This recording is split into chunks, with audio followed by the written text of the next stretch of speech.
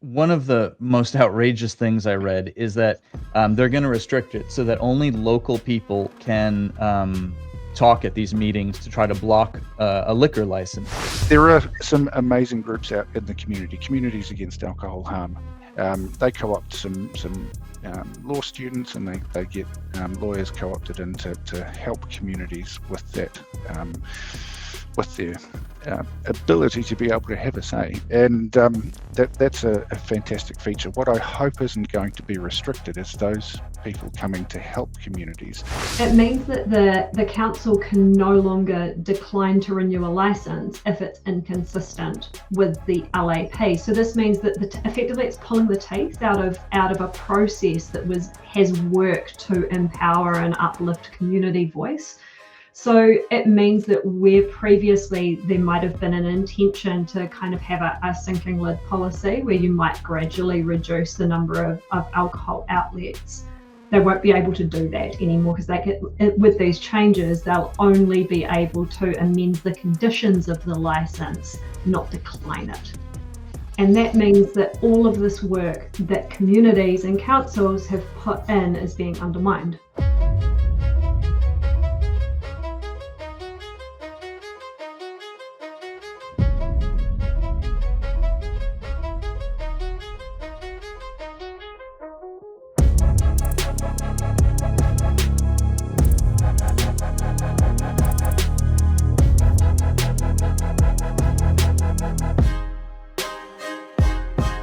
Hi there, and welcome to another episode of The Frontline with Gary Payenda. I'm Gary. We're going to be talking with Andrew Galloway and Dr. Rose Crossin from Alcohol Healthwatch. I'll let them introduce themselves, but we're going to be talking about lobbying the market for alcohol, the harm and or benefit that alcohol does to has on New Zealand society, and recent efforts by this MP, Nicole McKee, to further degrade our ability to protect ourselves from alcohol harms in communities, ostensibly to sell more alcohol and to benefit alcohol corporations. So I want to be clear that the folks I'm talking to will obviously speak for themselves. I'm speaking for myself in my personal capacity, and I have strong feelings about the harm that alcohol does because I see it every day in the emergency department. So without further ado, let's get you all on here. Hi, Andrew. Hi, Dr. Rose. How's it going? Morena, living the dream. Ah, nice. Good weather where you are? Yeah, it's a nice day in Auckland. It's a little overcast. How's where you are, Rose? Christchurch is actually turning on a nice day. It is feeling like spring down here. Still brisk, oh, wow, but spring-like. Fantastic.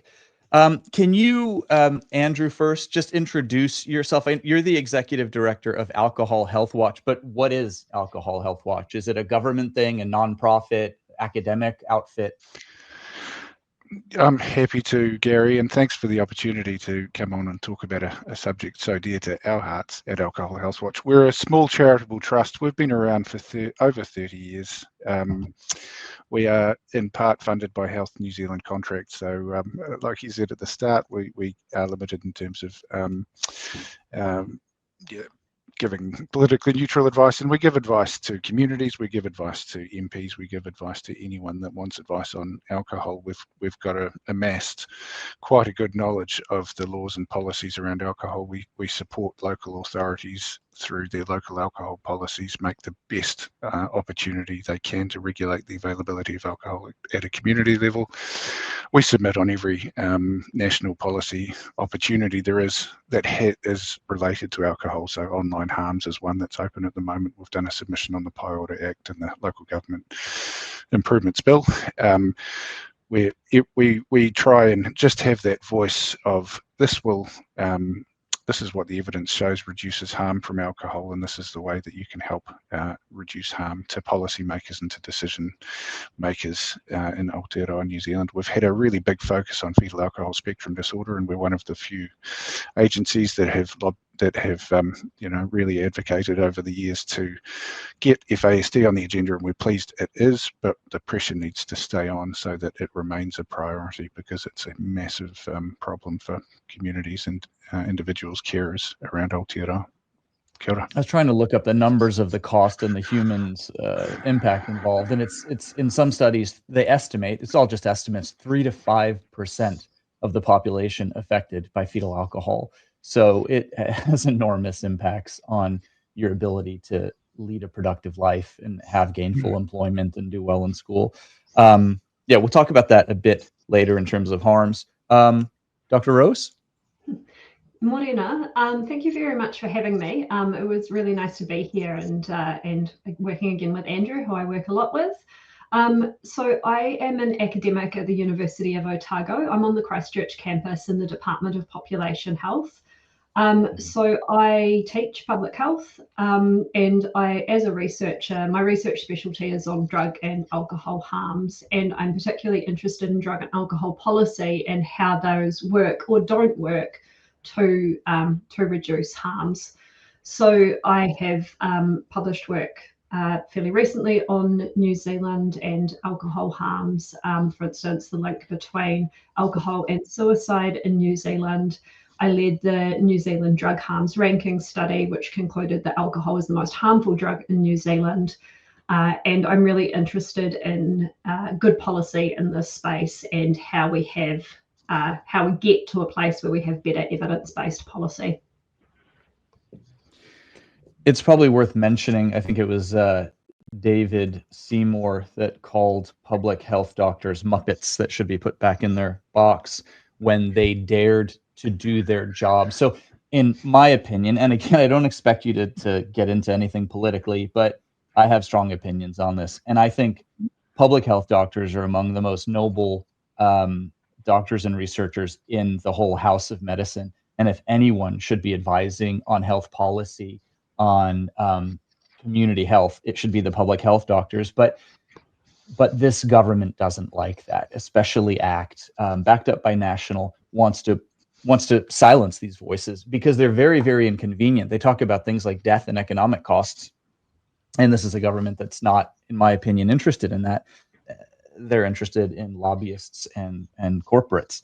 But I'll just leave that to one side.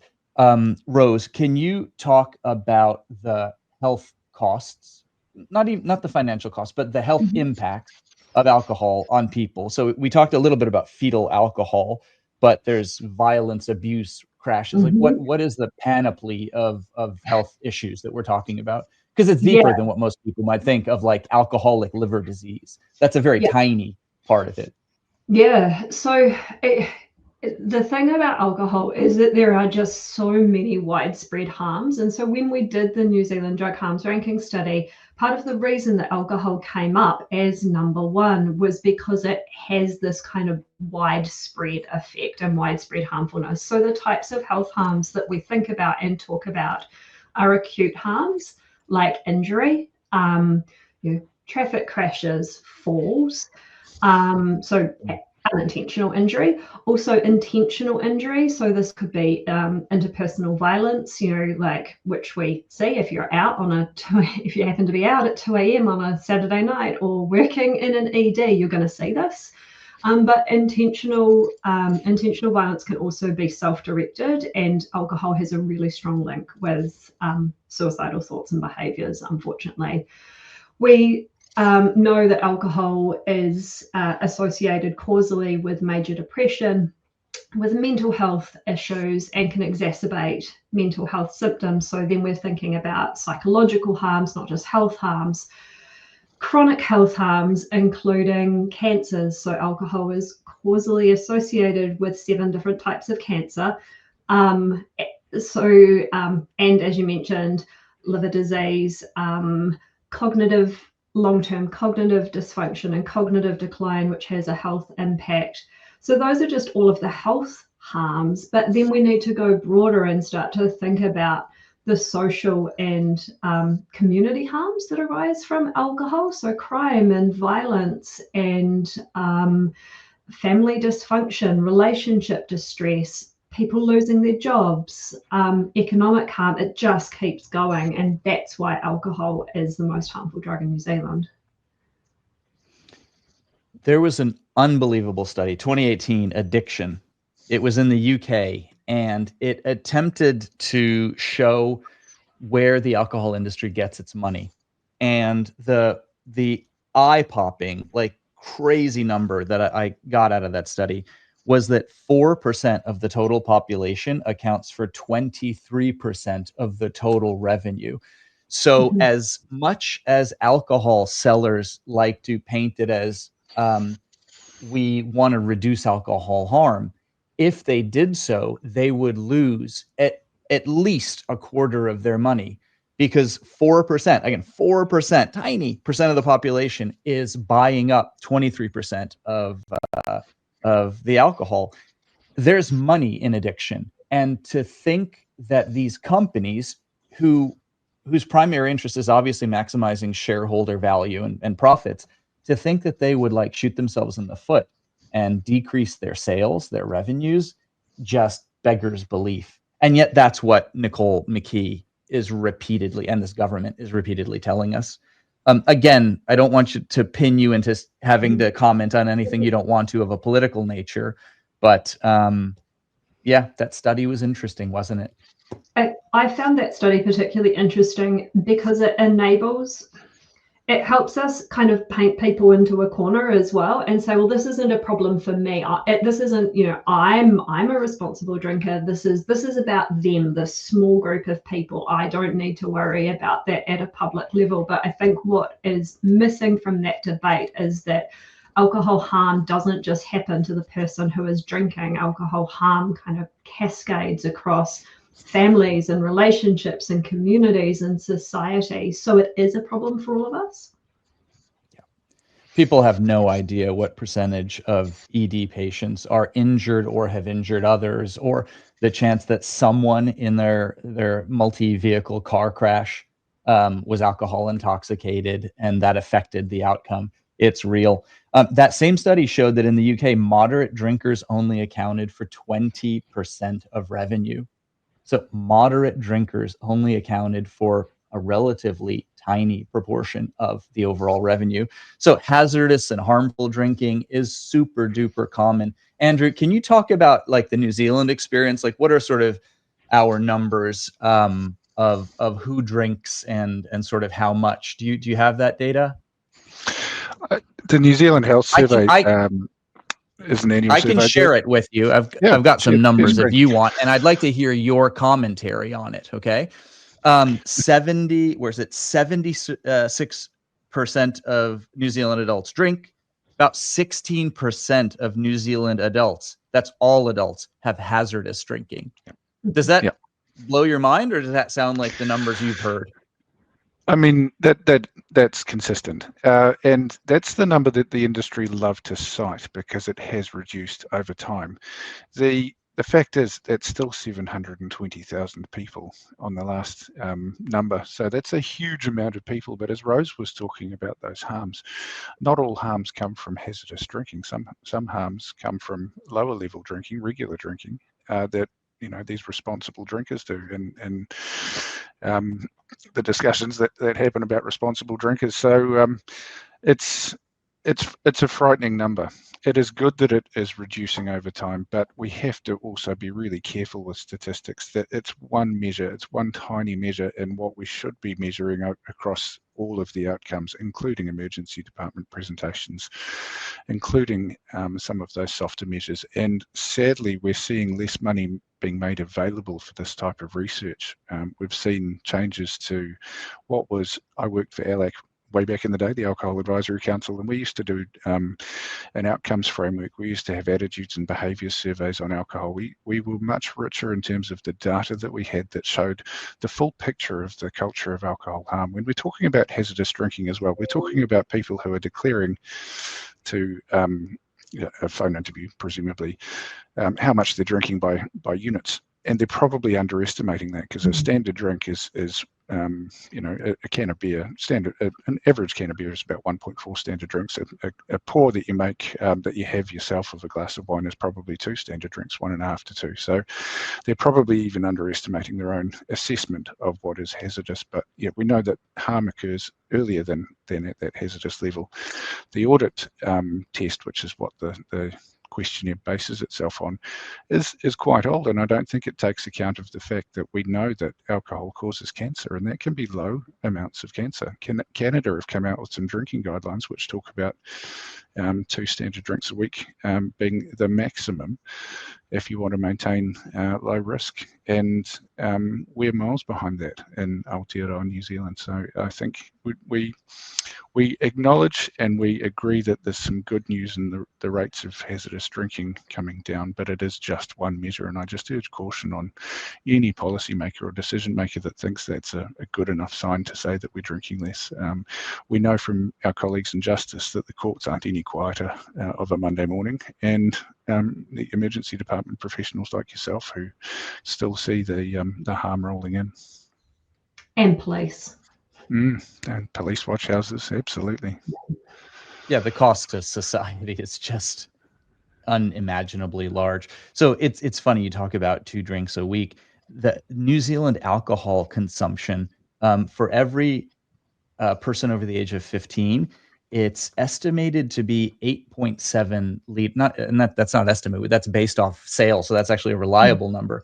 8.7 liters per adult. And of course, you know, a quarter of people don't drink, et cetera, et cetera. It ends up being massive amounts that are getting consumed. And the market, I tried to find good numbers for the market, but it's in the many billions. And so these are corporations and an industry that essentially can hire the lawyers it needs to, hire essentially the politicians and fund them well, and they can really move the needle on things. Can we maybe go to this article here? This I'll pop it up on the screen. Hopefully you can all see it.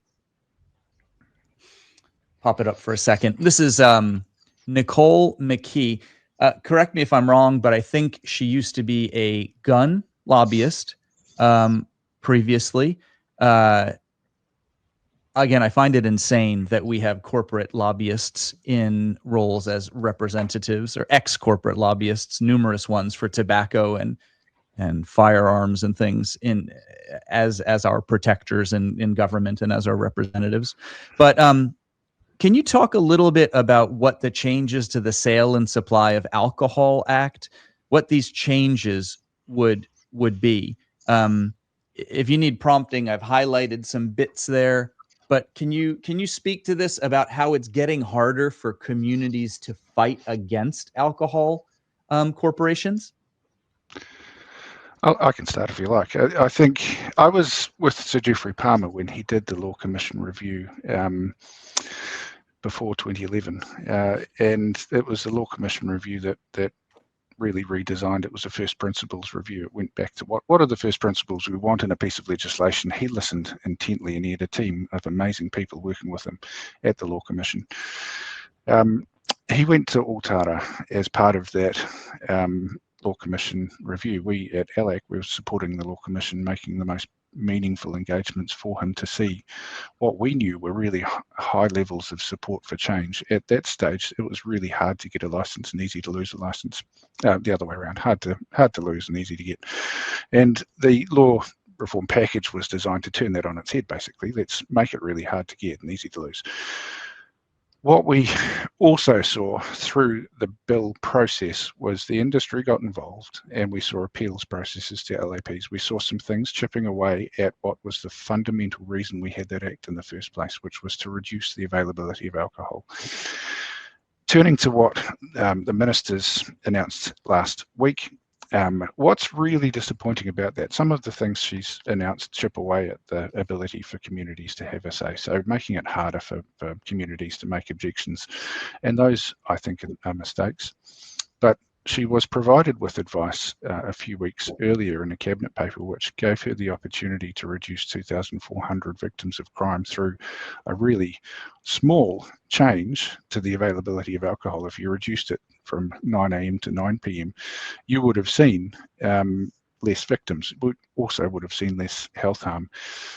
We know that's one of the most effective measures that you can take, and we were really disappointed to see that removed, and presumably we don't have evidence of it, but presumably that's down to the push of the lobby.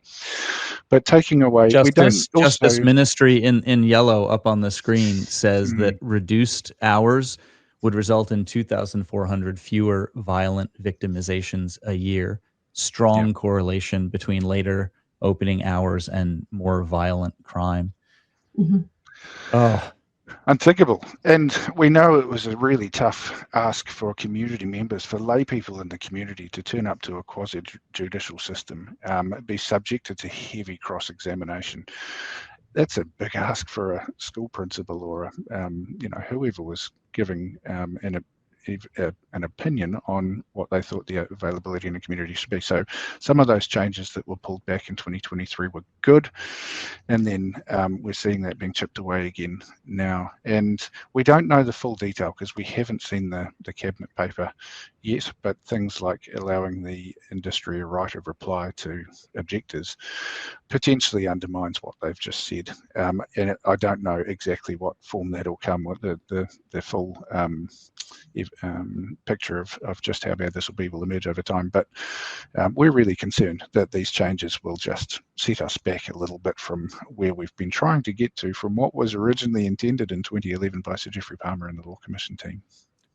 One of the most outrageous things I read is that they're going to restrict it so that only local people can talk at these meetings to try to block a liquor license. But I wanted to ask you, if only locals can comment, let's say, against alcohol harm, the other side can still have paid lawyers coming to these meetings to testify for their side? Because that is effed if that's the case. Is it? You can have a lawyer represent you as a community member, but not many community members have that amount of resource to do that. There are some amazing groups out in the community, Communities Against Alcohol Harm. They co-opt some law students, and they get lawyers co-opted in to help communities with that, with their ability to be able to have a say. And that's a fantastic feature. What I hope isn't going to be restricted is those people coming to help communities, like you say, even the score against really well-resourced and really quite effective lawyers. I mean, I say effective, there's another word I'm thinking, but I won't say it. These lawyers are really great at cross-examination and making a witness feel so small and really undermining the value of what they have to say through playing courtroom rules. And I think we see in environment court, it's made really easy for people to come and have their say, recognising most people who are coming to have their say on a new McDonald's in the community aren't lawyers. They're not environment planners. So let's make it a really nice process. Let's not make it harder for community members to come and have a say, because that's ultimately what the law tried to achieve. Rose?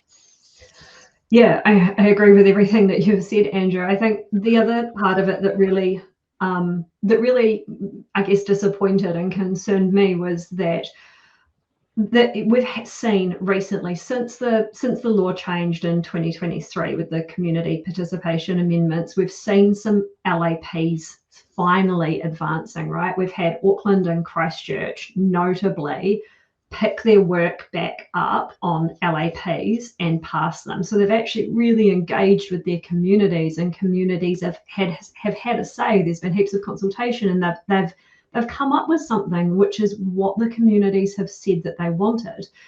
And now, if these changes go through, and it means that the council can no longer decline to renew a license if it's inconsistent with the LAP. So this means that effectively it's pulling the teeth out of a process that has worked to empower and uplift community voice. So it means that where previously there might have been an intention to kind of have a sinking lid policy where you might gradually reduce the number of alcohol outlets, they won't be able to do that anymore, because with these changes, they'll only be able to amend the conditions of the license, not decline it. And that means that all of this work that communities and councils have put in is being undermined. That is just abhorrent. I feel like we actually don't have a representative government anymore. We have a collection of lobbyists and corporate shills. That's where we seem to be heading in this nation in terms of essential public services of all kinds. Now, you're being very kind, Andrew, and even-handed and neutral, and that's good. But I've been involved in some of these local hearings, and I can tell viewers what my experience has shown. On the one side, fighting against these liquor stores opening up in underserved, poor, desperate communities, because that's really what they're targeting. Against that, you've got a couple concerned parents who don't want a liquor store next to in their school kids area. You've got some older folks. You've got maybe a public health doctor, which I understand is unlikely to happen now because of the things that have gone on politically within our government, and very little else.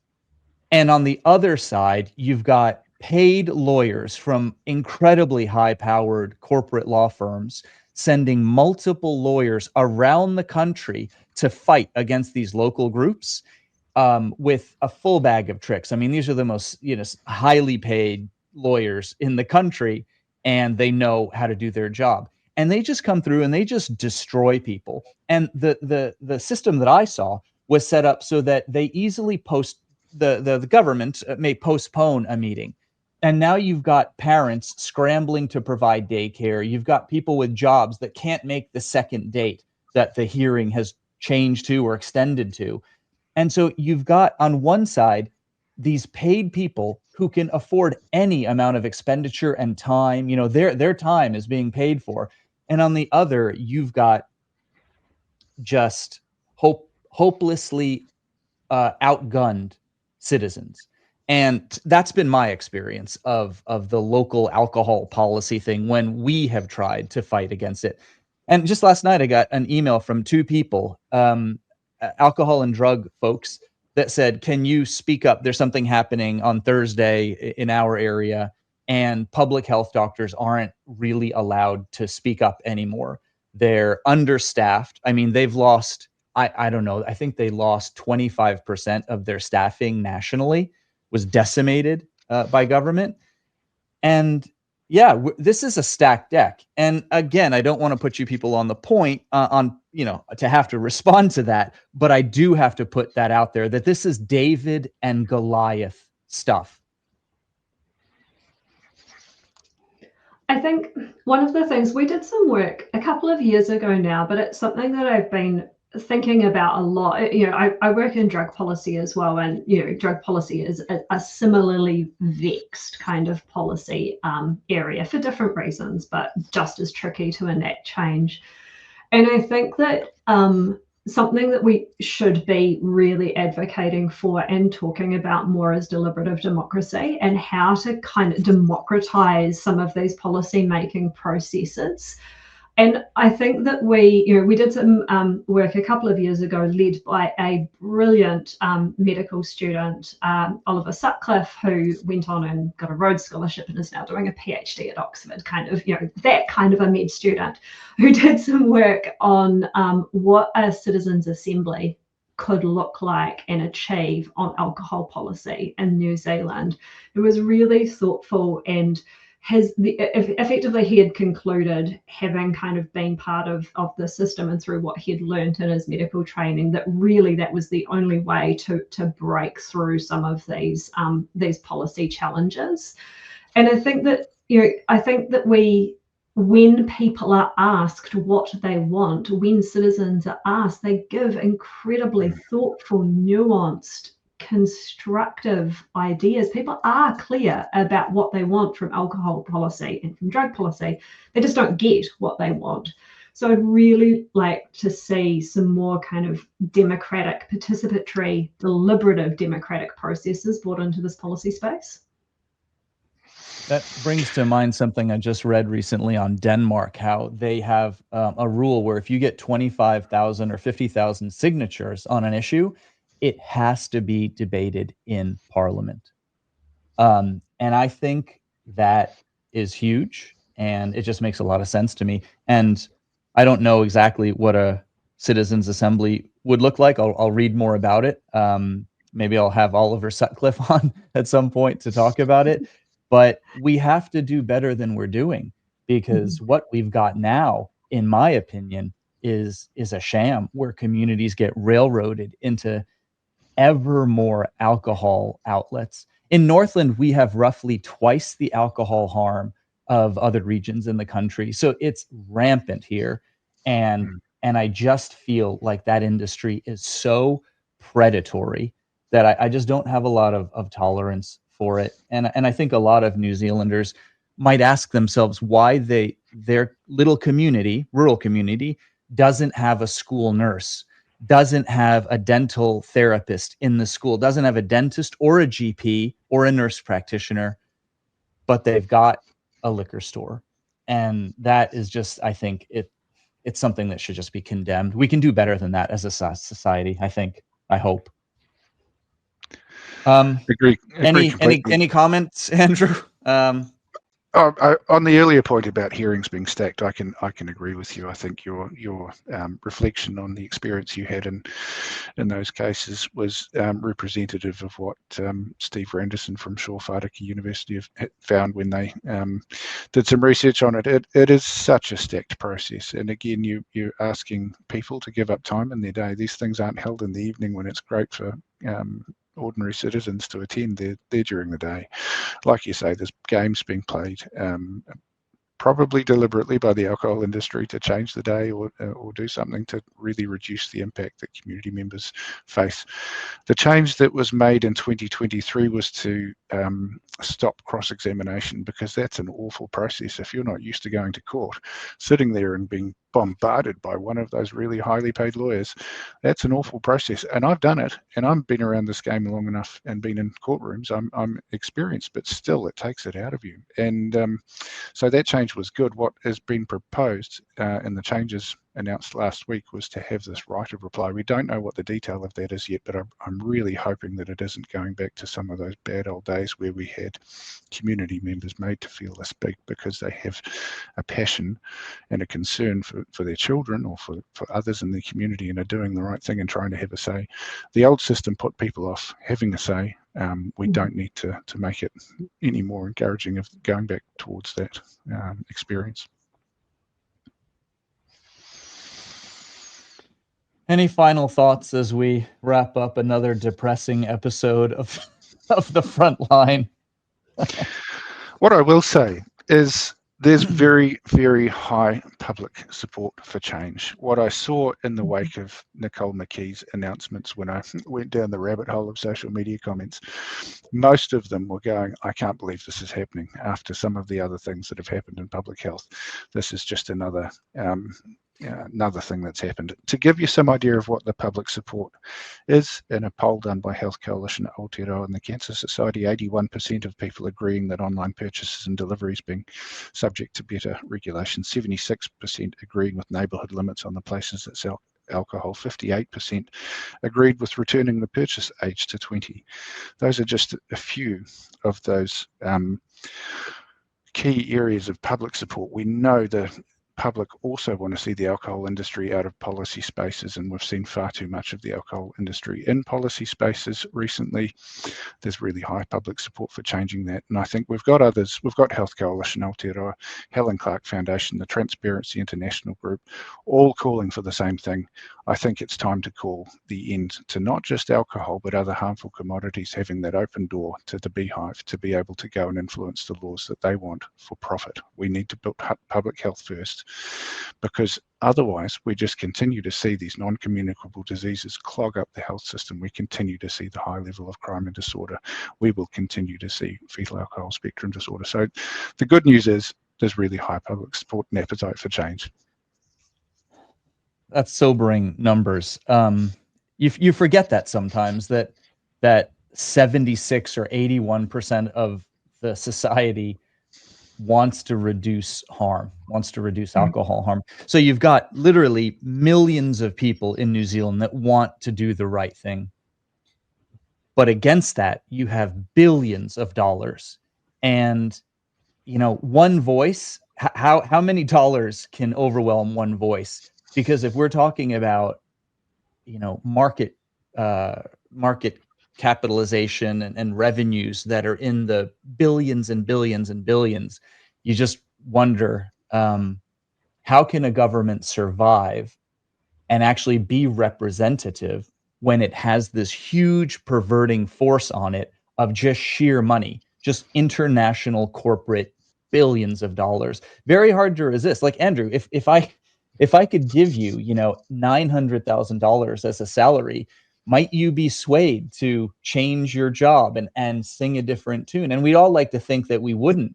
But when these kinds of monies, when organizations are donating, individuals are donating 200,000 to these political parties, a piece, 200,000, 500,000, like, it has to come with strings attached. You don't give a party 200,000 as a property investor if you don't expect something. And so lo and behold, they got rewarded with $2.9 billion for landlords this time around, right? 300 million for oil and gas, 300 million for Philip Morris Tobacco, one of the most degenerate corporations on the face of the earth, is receiving my and your taxpayer dollars in order to sell more tobacco products.